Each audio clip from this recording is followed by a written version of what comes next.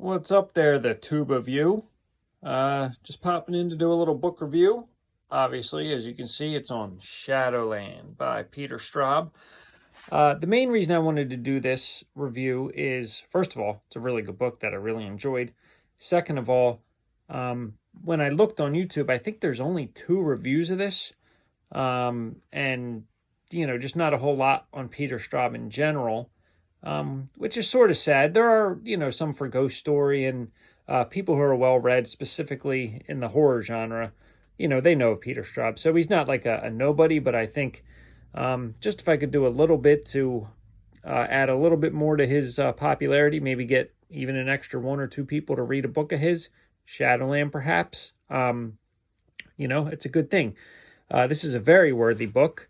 Even though there's synopsises all over the place, you can simply Google one. Basically, this is about 2 young boys who are going to Shadowland, as it's called, the titular place. I probably botched that word.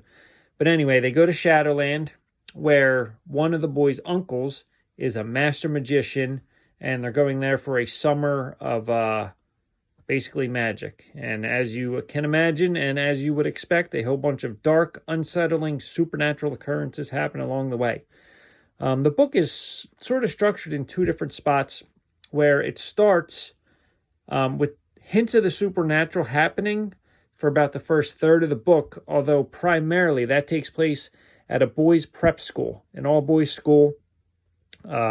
And it's also told in an interesting, like a frame narrative, interesting structure, where it's actually narrated by a character who we don't know who it is, who is talking to different people that he went to school with, and he's relaying his different experiences with them over the years, because the present day is about 20 or so years in the future of when most of the narrative takes place.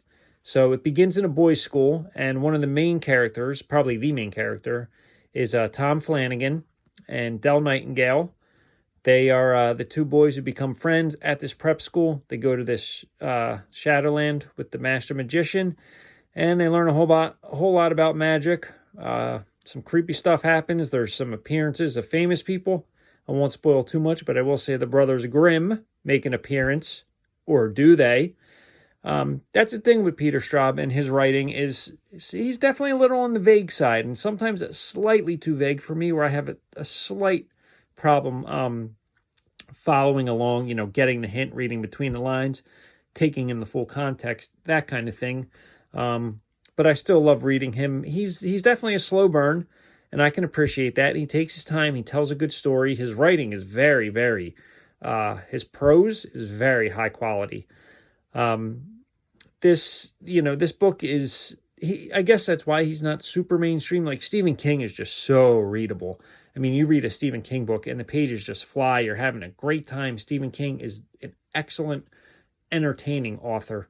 Peter Straub is entertaining as well, but he's definitely more literary, definitely more deliberate, almost more in the vein of Clive Barker, higher vocabulary, very intelligent, and his writing definitely has more of a literary quality to it versus a Stephen King. Not to say that Stephen King's not literary. Obviously, he's the best. He's the king.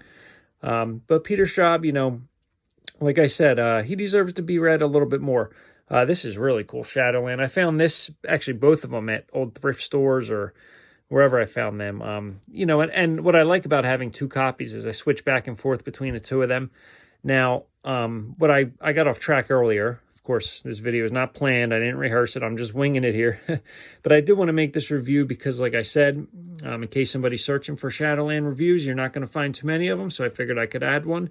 But before I get sidetracked, I want to say the first third of this book is really, really good. Not that the action that takes place after the characters arrive at Shadowland isn't. It is good. But the all-boys prep school is excellent. And actually, it's funny because I first tried to read this book almost 10 years ago, and I put it down. It was almost too slow for me because, I wanted to get to the action. I wanted the scares. I wanted the supernatural stuff. And I still am a huge fan of that stuff. But now I'm more interested, not more interested, but I'm more tolerant and more willing to invest in characters. And if it takes a little bit longer to tell a story, but it forms a more cohesive whole, and gives more depth to the characters, which absolutely happens here, I'm all for it. So I think something about the first 160 pages or so, and the book's maybe about 450, at least the paperback copy. You know, like the first third, like I said, takes place primarily at this prep school, and there's just a lot of, it's just really, really interesting. I think he writes children well in this. Another, you know, aspect of Stephen King, and I only keep comparing them only because they're both horror authors and obviously good friends, colleagues, and they co-wrote The Talisman and Black House, which I still have not read Black House. But yeah, the first third is really good. And to me, that stands out as the better part of the book. And from the limited reviews I've seen and read, there is a consensus that other people feel that way too.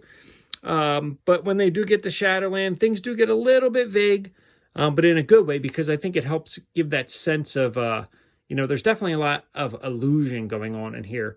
And, you know, what's real, what isn't. There's definitely a deep sense of mystery, a lot of supernatural overtones, a building, creepy atmosphere throughout. And a great climax, character in here named Rose, who really sort of throws a wrench into the whole story. And definitely some creepy stuff going on. Definitely Peter Straub is an excellent writer, excellent imagination. I gave Shadowland 5 stars. I don't regret it at all. I'd give it 5 stars again if I read it again, which I think someday in the future I will. But for now, Shadowland by Peter Straub, definitely recommend it. Ghost Story is still my favorite. I've been meaning to reread that. And I may do a video in a couple months in April, because it'll be 10 years since I got back into reading, and I'm somewhere around 250 books I've read. No, I think I'm around 300. I have them all written down because, you know, I'm OCD like that. But, you know, I may do sort of like a 10-year special video. I think I will.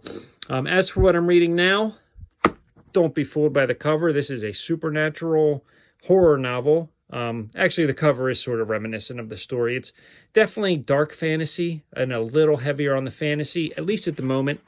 About 2/3 of the way through this one. I'm on page 297. This is Wildwood by John Ferris, 1980s writer. Actually, interestingly enough, a blurb from Peter Straub, and I know there's one by Stephen King too.